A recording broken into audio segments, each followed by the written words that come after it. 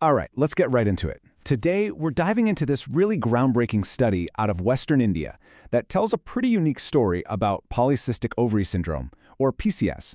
It's a story about how huge, rapid changes in society are, and I mean this literally, reshaping women's health, one meal at a time. And that brings us to the big question, the one that really drove this entire research project.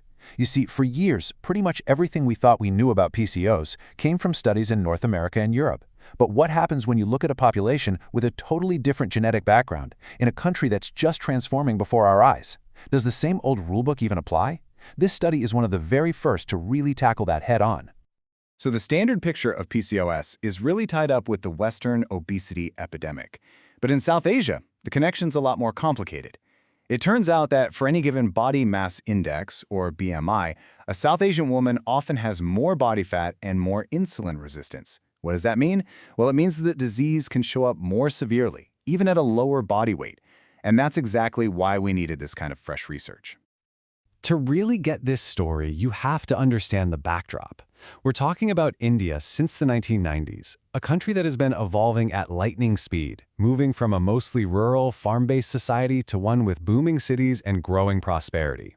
This study gives us this incredible snapshot of how that whole economic journey is affecting people's health. Okay, now this is where it gets super interesting. The researchers used a clever shortcut. They used diet as a stand-in, a proxy for socioeconomic status.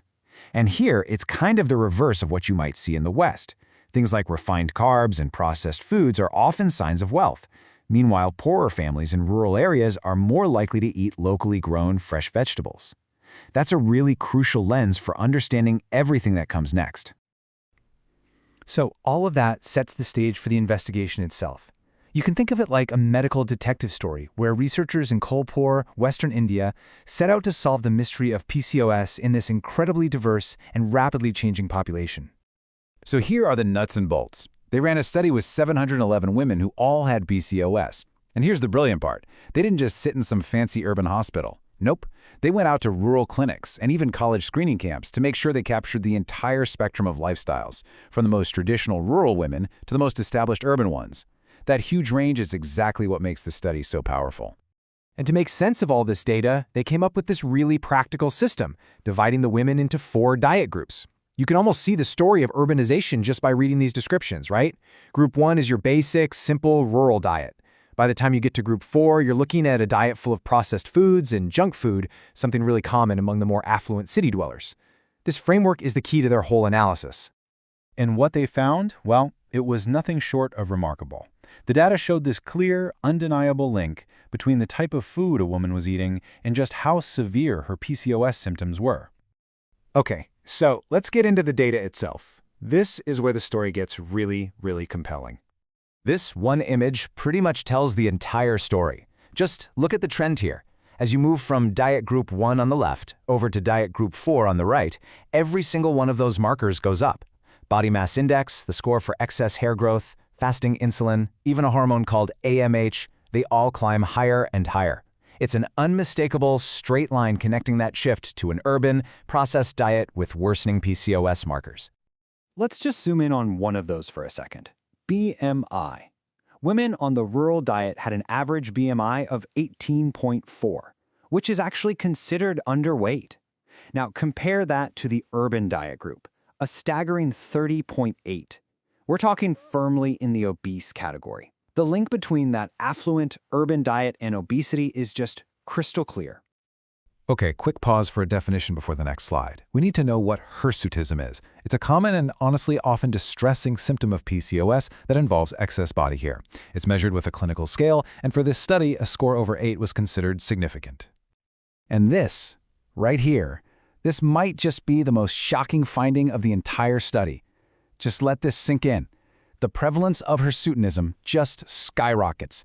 It goes from affecting only 22% of women in the rural group all the way up to nearly 90% in the urban group. That is a 4-fold increase. It shows an incredibly powerful relationship between this one symptom and that journey from the farm to the city. So what's the bottom line? It's this. As diets became more prosperous, and by that we mean more processed, more refined carbs, more meat, the physical signs and the metabolic markers of PCOS got dramatically worse. The connection was just undeniable. Okay, so we've seen the data, but so what? What does it all mean?